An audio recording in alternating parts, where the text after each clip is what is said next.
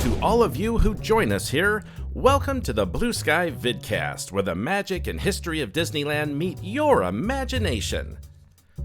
Today we are excited to focus on one of the favorite and classic lands in the park, Frontierland. As one of the original lands, Frontierland has gone through several changes and improvements over the years. So let's take a brief look at the history and amazing attractions that have been a part of this wonderful land.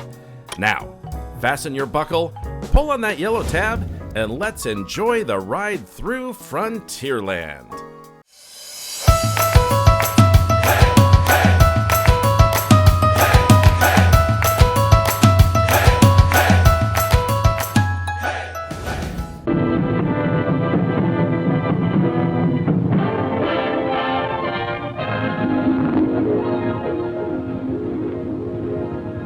Before you enter this realm, I'd like to read this dedication, which will be inscribed on a plaque.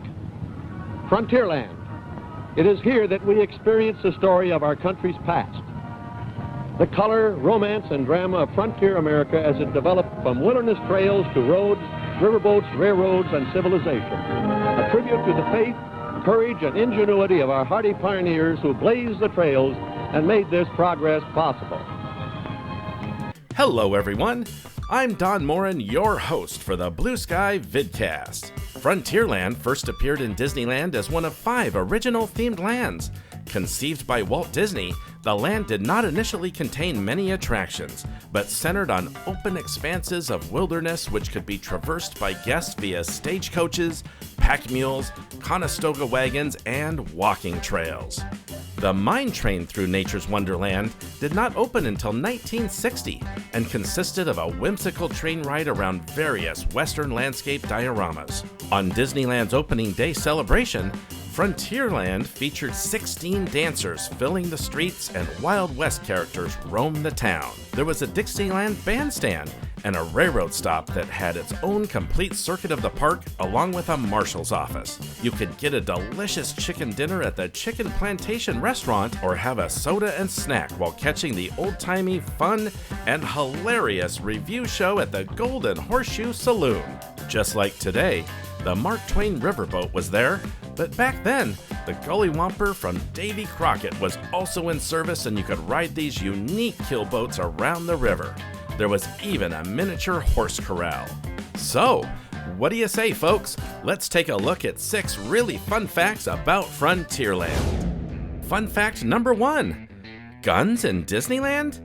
Did you know you could get replicas of famous weapons in Frontierland in 1955? That's right, the park's 1956 souvenir book listed an American rifle exhibit in Frontierland, and the 1957 book listed both the exhibit and a Frontier gun shop, which featured antique muskets, Colts, and rifles from American history.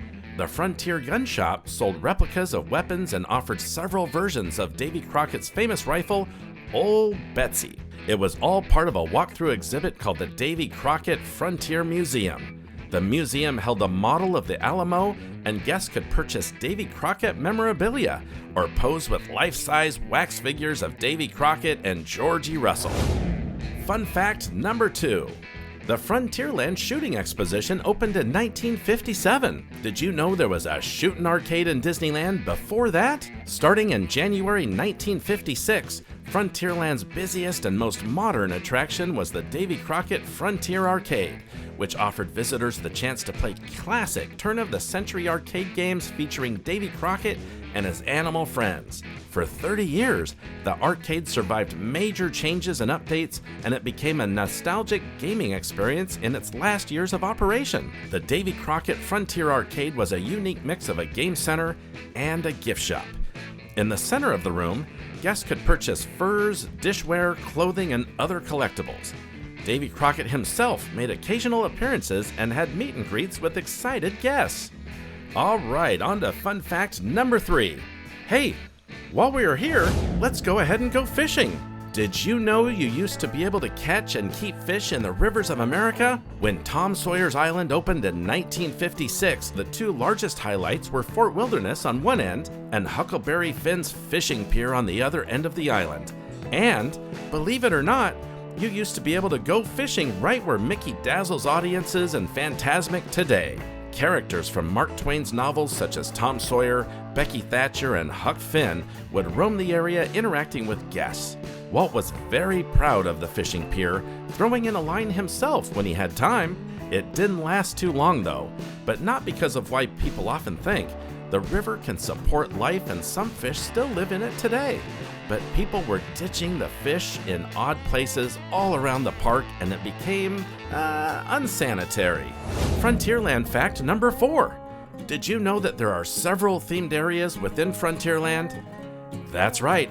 The Imagineers have created a variety of distinct areas within the current rendition of Frontierland. The first you enter from the hub is that of the old fort with ponderosa pine walls and towers. There is a cannon, a trading post, and a gun that can be fired from the watchtowers. The second is a classic western town out of the wild west of yore.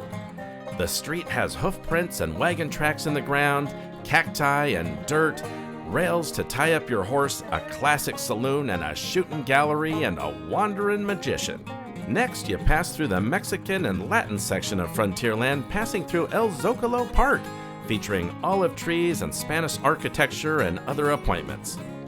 If you head north towards Big Thunder Mountain along Frontier Trail, the landscape transitions to represent a more mountainous environment of the West with caves, waterfalls, mountains, and canyons. There's also a petrified tree you will find, which is Lillian Disney's gifts to Disneyland. Finally, we can head back south to visit the rivers of America and an old Western-style river landing. Frontierland fact number 5. McDonald's in Disneyland? Did you know you used to be able to grab some McDonald's food in Frontierland? That's right. From 1998 to 2007, over where the Harbor Galley is today and at the Conestoga Wagon, near the Galaxy's Edge entrance, you used to be able to get McDonald's French fries. And they tasted better than your average McDonald's French fries because that is all they sold at the locations, and the dedicated frying oil stayed pure and delicious. And now for fun fact number 6.